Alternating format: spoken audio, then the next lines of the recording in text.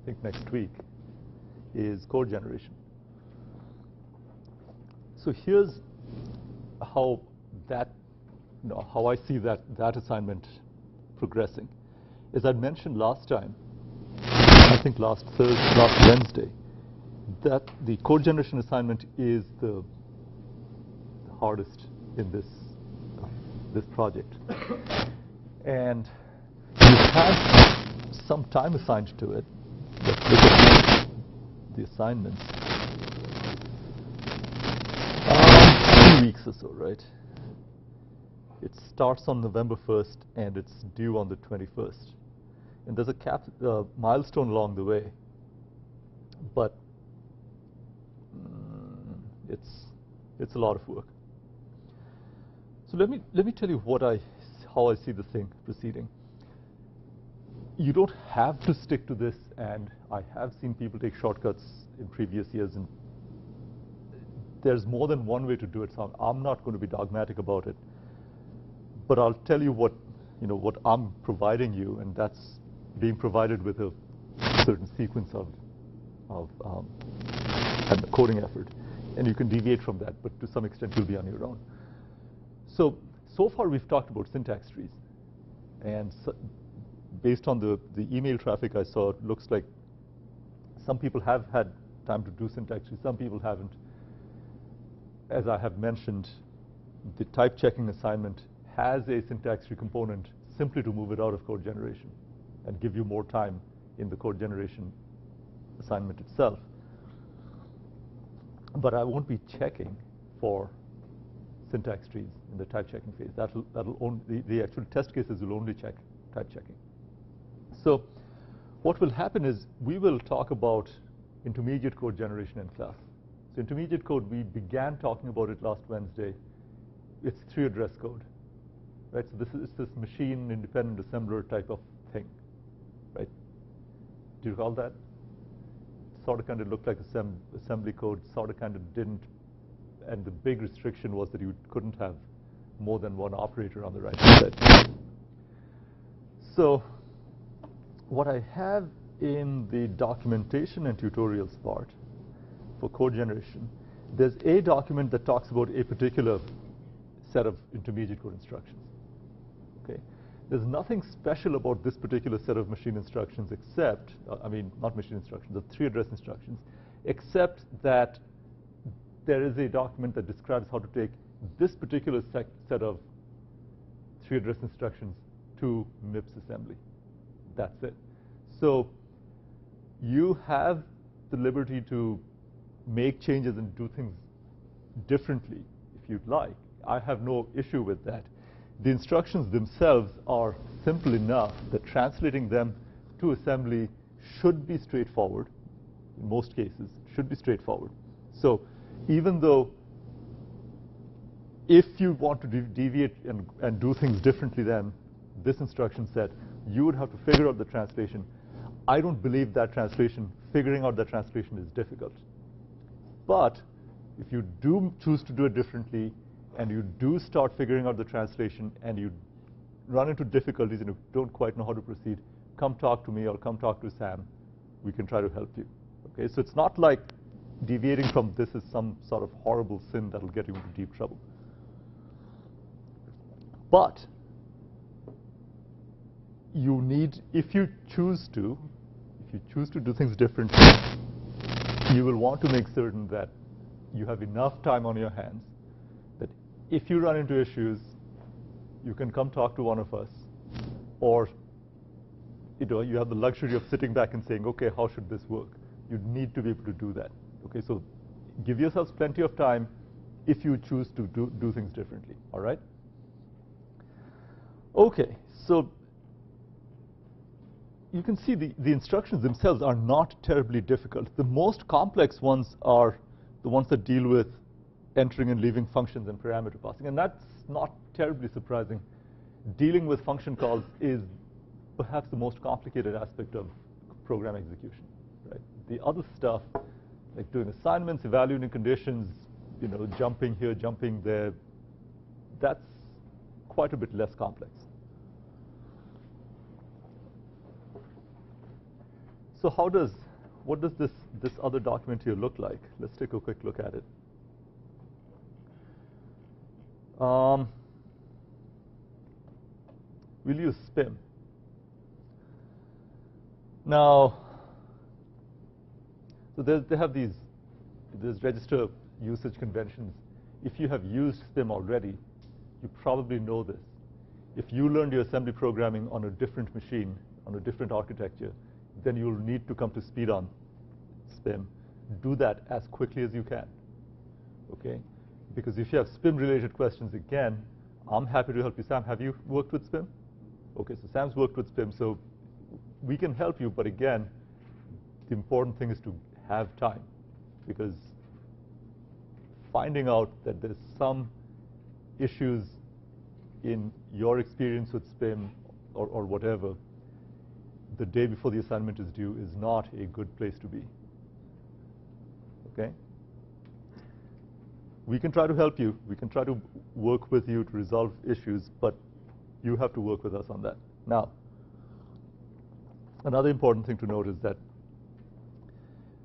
SPIM is a simulator, and the authors didn't make any extraordinary efforts to enforce kind of endianness at the machine level. So they wrote a bunch of C code. You can install it on any machine. You can compile it. That code inherits the endianness of the underlying hardware. Okay, now, these days, most machines use x86 architecture, so you're probably okay. Okay, so probably okay.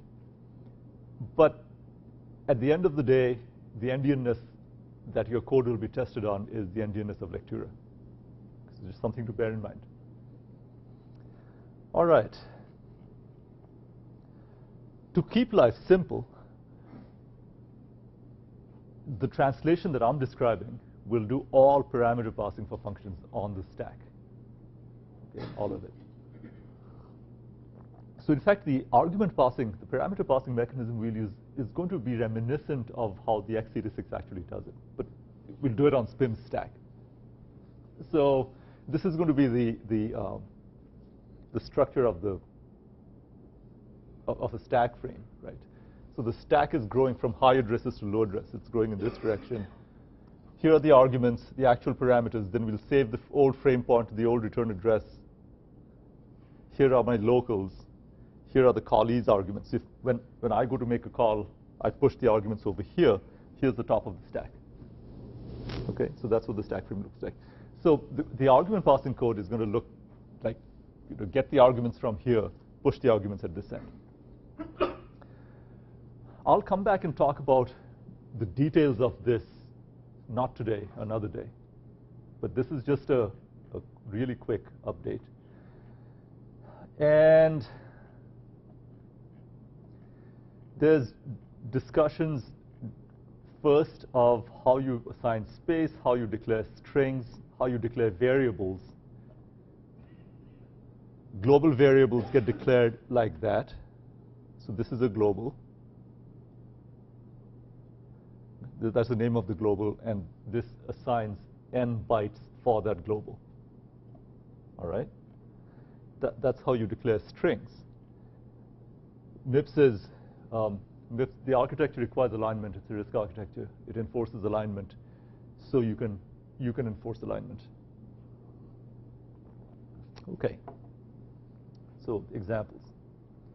Now, one thing that I want to point out to you is that there are some MIPS instructions that have a single, whose opcode mnemonic is a single character. Okay. The mnemonic for jump is J. That's interesting in part because I and J are very often used as variable names.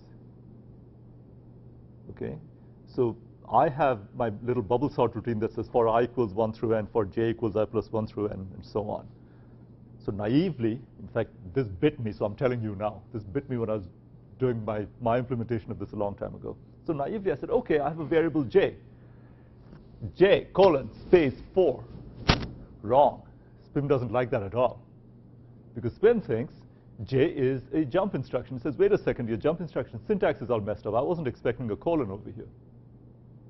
Okay. B is also a jump instruction. It's a branch instruction. And if you have programs with variable names A, B, C, SPIM doesn't like that either. So I'll say this now, and you might be tired from the assignment, so I'll say it again a few weeks down the road, but just put it out there. The simplest way to deal with this, in fact, it's not restricted to A and B and C and I and J. Right? It's entirely possible for me to have a variable named add or a function named add, right? I call a function add, I give it 2 arguments, I expect it to give back the sum. Well, there's an instruction called add. So you need to avoid conflicts of any sort, and the simplest way to do that is for you to prepend an underscore, or you can append it, it doesn't really matter, but the point is that you introduce a uniform naming convention from source level variables in the C++ program to identifiers in the SPIM code. Okay, so a really common way to do this is that if the source program contains X, in the assembly, it becomes underscore X. If this, well, the source program cannot have anything that begins with underscore, right? Our C++ lexical conventions don't allow that. But even if it did, even if I had underscore X over here, this would get mapped to underscore underscore X. So by always having a uniform translation convention, a uniform one, you can make certain that we are always able to refer to the same source level variable without getting into conflicts like this. Okay? That's important. Now, it's not necessary that the underscore be at the front. You could just as easily have that at the end. It's not important whether it's at the front or the back. What's important is that you avoid these inadvertent conflicts with MIPS SPIM variable names, MIPS opcode names. That's one.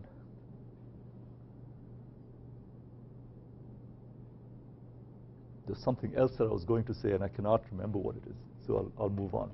So the other one that I'll quickly say is, beyond this, most of this, once we've gone past the declaration stuff, and I'm not going to go over this document right now in much detail. It's there. Take a look at it once you've had a chance to get some sleep.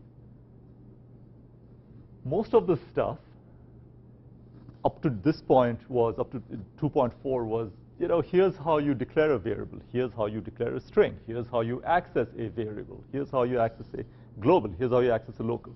So now we know how to declare variables for SPIM. And you only declare globals. For locals, they're on the stack. So you're going to refer to them as offsets off of the frame pointer, offsets off of a register. So you're treating variables and variables that are global differently than variables that are local, right? Because global variables get declared like that. Local variables don't. They get assigned space on the stack, okay? And in fact, for locals, depending on whether the local variable is a formal parameter or not, it's going to be treated a little differently. If it's a formal parameter, its displacement in the stack frame is fixed. Its location on the stack frame is fixed by its position as a parameter, right? So here's my frame pointer. It points at the leftmost parameter, okay? Argument 1, argument 2, argument 3, and so on. So this is at displacement 0 of the frame pointer, displacement 4, displacement 8, and so on up. So for formal parameters, you don't have leeway unless you're going to go to extraordinary lengths. Okay, but the usual implementations don't have any leeway about where they get placed on the stack frame. their location is determined by the position of the parameter. For other locals, they get placed over here, local variables and temporaries. And there your compiler has freedom to move them around if you choose to. These are high addresses. Stack is growing in this way. These are the low addresses. So numbers over here are bigger than numbers over here. Okay? So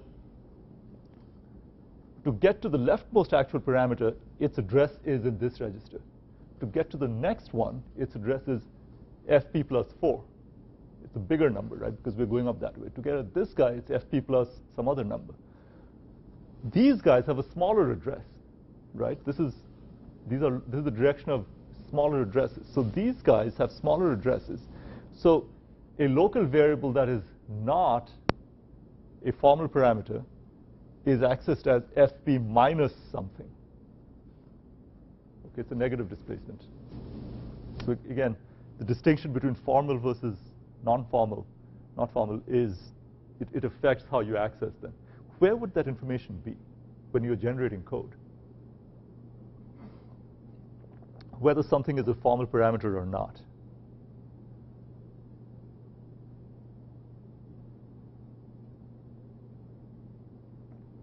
Remember, this is code generation, so this is like this is going to happen after the stuff you turned in last night. The things that are formal parameters have a param that you. The formal parameters have the param, but in terms of the source program, where do you find out, and where is that information going to be obtained? So function signatures, and where is that information about the function signature going to be? It's in the symbol table, right? So that's something that you'll want to keep in the symbol table. Now, for type checking, it didn't matter. Well, it did matter. You had to check the order and number of argument types. But you didn't necessarily have to say, this is, here's X, it's the third argument, the third formal parameter, right? Or if it's just an ordinary variable, you didn't say this is not a formal parameter. You didn't have to do that. That's something you'll want to add to the code for processing declarations and arguments. Okay, it shouldn't require any restructuring of the code that you have already. It's a bit of information that you're going to put in. Temporaries. I just alluded to temporaries when we began talking about tree address code. So the idea with temporaries was that if I have a source language expression, x plus y plus z, so that has two operators in the expression, plus. My tree address code does not allow more than one operator on the right-hand side. In fact, the assembly code doesn't either, which is why the tree address code doesn't. Okay, the assembly code gives me an operation, like add. It gives me an operation, subtract, multiply. So I get one operation per instruction at most. So if I have an expression with more than one operator, I need to flatten out my expression. So if I have an expression x plus y plus z, then depending on whether plus is left associative or right associative, I think in the case of C and for C minus minus, plus is left associative, right? So x plus y plus z becomes x plus y plus z. So what I do is I compute x plus y into some variable, into some temporary. This is a variable that the compiler creates. A temporary, say, temp1. And then I take temp1 and add z to it. Those temporaries also need to have space allocated for them. Okay? And the simplest way to handle them is to put them in the local symbol table when you're generating tree address code. I need a temp. Well, create a temp. Just stick it in the local symbol table. Then, when you're generating final code, at that time, you go and say, OK, let's find all the variables that I have. Let's assign space to them. The temps get allocated space, just like the regular source variables get allocated space. If in the local symbol table, then this is where they end up, okay, alongside the other source variables that are not formal parameters. So they end up as negative displacements off of the frame pointer. So the nice thing about making them locals is that when you're done with a function, the stack frame gets reclaimed, right? The stack frame gets popped, which means that the space for the temps gets reclaimed. Andrew? This is stepping back a little bit.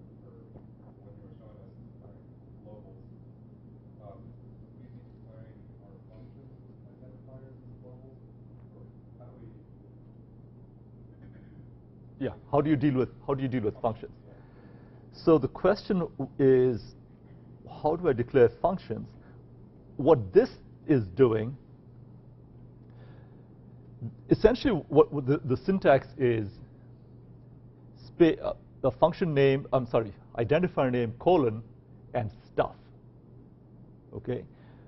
If it's just an ordinary variable, then I don't have any other stuff associated with it. I simply say, hey, I want underscore x to be associated with this address, and I want 4 bytes set aside for it. So I say underscore x colon space 4. For functions, I also have code for it. So for functions, my code, let's see, where do we do functions? Entering a procedure. Procedures.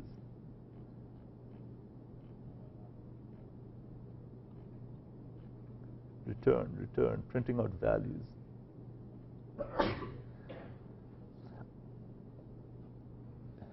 This is what a function looks like. A function looks like the function identifier colon, and then the sequence of instructions. Okay, so let me. I thought I had it here somewhere. Jump and link, calling a procedure, allocate a stack frame, enter F.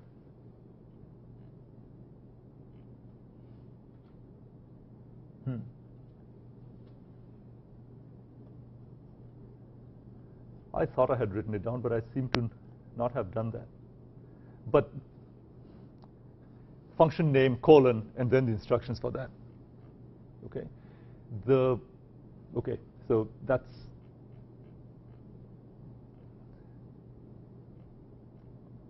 I thought I had written that down. Okay, sorry, my memory is failing, obviously.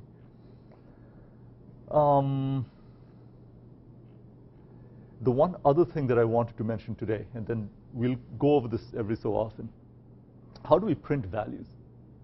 Okay, so here's how I decided to do it.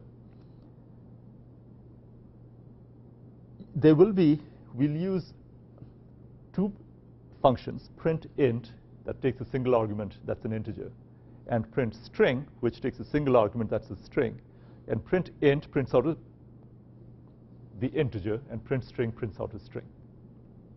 Okay, so we will take these, we will pretend that these are library functions for printing out an integer and printing out a string. Now, the subset of C that we've been looking at does not allow variable numbers of arguments. Okay, so what you will do is declare print int and print string as externs in the source code as externs. And that will allow you to do the type checking in the source code. There'll be references to print int and print string every so often, right? And this will allow your type checker to type check them and work as expected. Now, if you think of how a regular programming environment works, I/O routines are supplied as library functions. So the program doesn't contain them. They get sent in from the side, right? They kind of join the code. They join the program before execution or during execution, so that when the printf routine in a C program is actually called, depending on what sort of linking and so on was used, it might have been there already. It might get linked in at the point of the call. But anyway, the original program doesn't have it. When the program starts executing, at some point, the print routine is brought in. Okay. Now, we don't have the luxury of implementing a linker.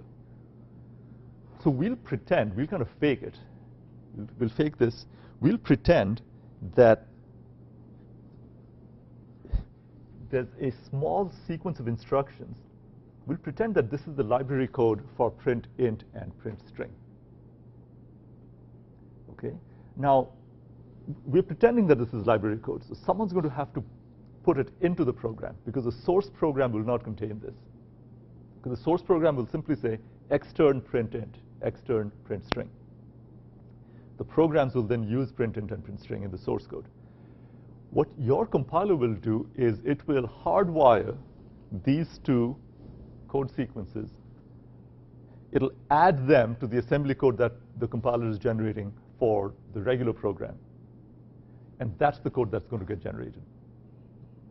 Okay? So this is one thing that your program, your compiler will have to do. In addition to the regular code generation, it'll hardwire these two things.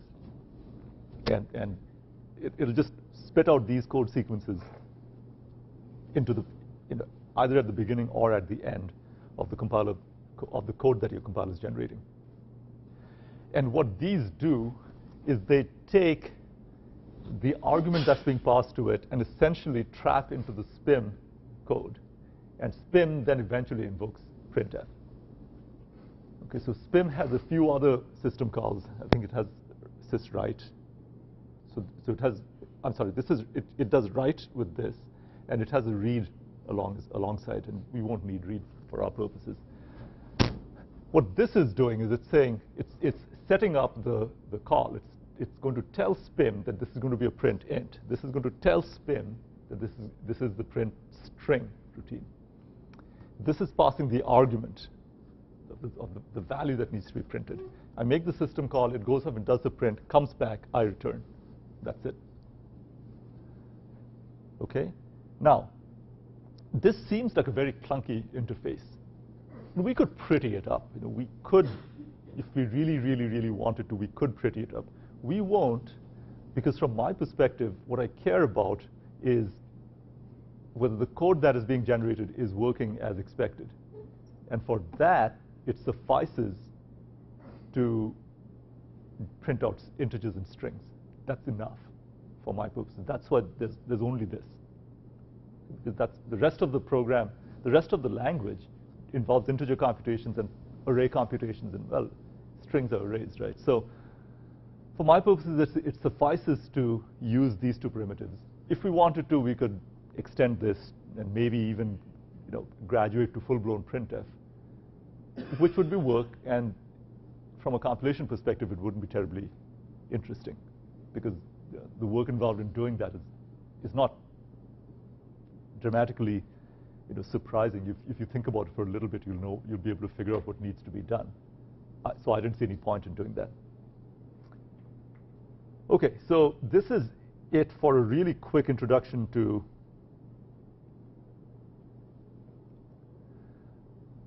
what's going to be coming in code generation. Okay, really, really quick introduction. I'll just repeat things one more time, and then I'll go on to the regular lecture. As I said, this last assignment is, in my opinion, the hardest and the most work of the project. I know you don't want to hear that. On the other hand, when you're done with it, it'll feel good. So please get started early. If you haven't worked with SPIM in a while, if you haven't worked with MIPS, get familiarized with it, because you will be debugging MIPS assembly code along the way of debugging your programs, your compiler. Okay, the usual debug cycle will be compile a program, run it, or maybe eyeball the assembly code. After a while, once the input program goes beyond 2 or 3 liners, eyeballing the assembly code doesn't always shed a great deal of light on it. Sometimes it does, but not always. But then, run the program. It doesn't run the way it doesn't produce the output that you think it should. Well, go back and debug the assembly code, find out where it went wrong. So SPIM's a simulator, so you can, stop it, break, and so on. You can debug the assembly code. Once you figure out the problem in the assembly code, now you need to go back and figure out the problem in the source code, the compiler source code that caused that problem in the assembly code. And that can be tricky sometimes. Okay, that's it for now. I want to quickly show you one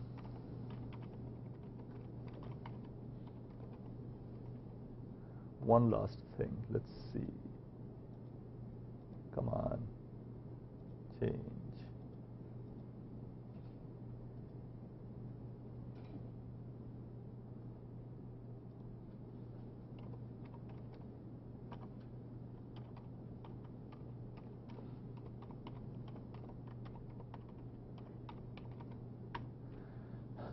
This is a bit of an aside, but there was a paper that was presented at a security conference a few years ago. What the research they did, the research they presented was kind of scary. So I'll tell you about two of these, and then we'll go and I'll show you what I was going to show you.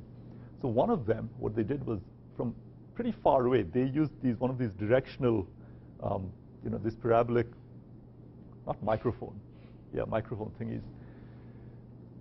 They listened in on someone just typing in a password. Now, it turns out that the way these things work, well, I can't show it to you, but you've seen plenty of keyboards. There's a metal plate underneath, and the keys hit at different places on this plate. And because of the different position where each key hits, it makes a slightly different sound. So if you have a sufficiently powerful pickup, and you can record the sound, then you can go off, you can analyze the sound, and you can recreate, you can figure out what keys were being hit with remarkable accuracy. So these people, they said, let's first of all make absolutely no assumptions about the passwords that are being typed in. Just only from the sounds, how much can I recreate? How much of the password can I recover? And it turned out that they were able to recover passwords, I think something like 67 or 70% of the time.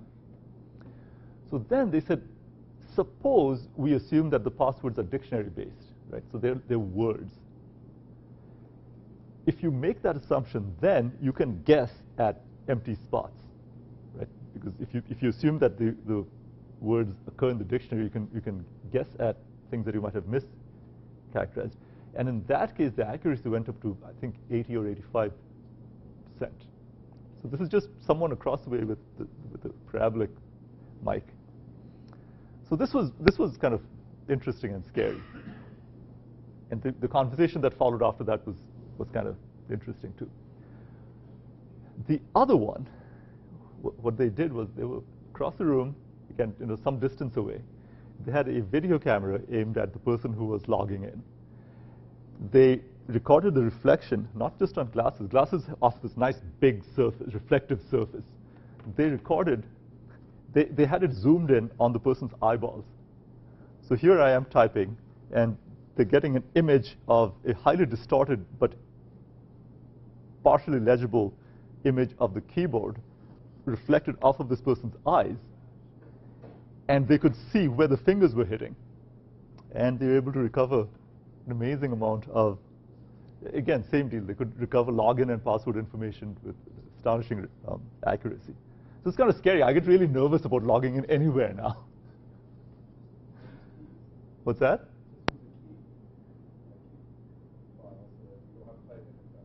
But I have a video camera pointed at me. Okay, let's see.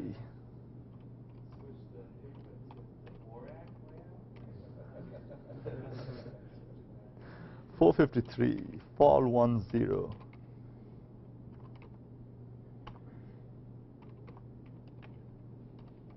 SPIM code gen tests.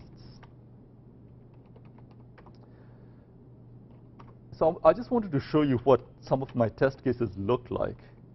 This is mostly to give you a sense of how I'm doing the I/O.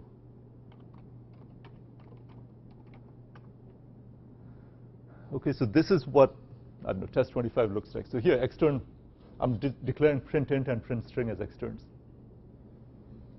And then here's my program, and print int x, print string new line. So print int doesn't print the new line by itself, right? I print string new line, print string, print int y, print string new line. So that's how I'm going to be doing I/O. let's look at another one.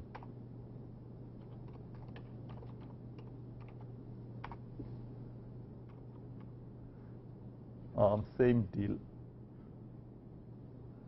Same deal, right? I think this was test 34 or 35 or something. Again, external void, print int, print string, right? And then same sort of deal. That's nice and nice. I don't know. I like the symmetry there. But anyway, that's what the test cases would look like. Okay, just wanted to show you that. Questions? What? Isn't that a nice program? Okay. You've seen, a lot of my test cases look like that. By now, there's no novelty there anymore. So now let's talk about intermediate code generation. It's actually is it really 9:36 already? Let's take a really quick break, and then we'll come back and we'll talk about code generation.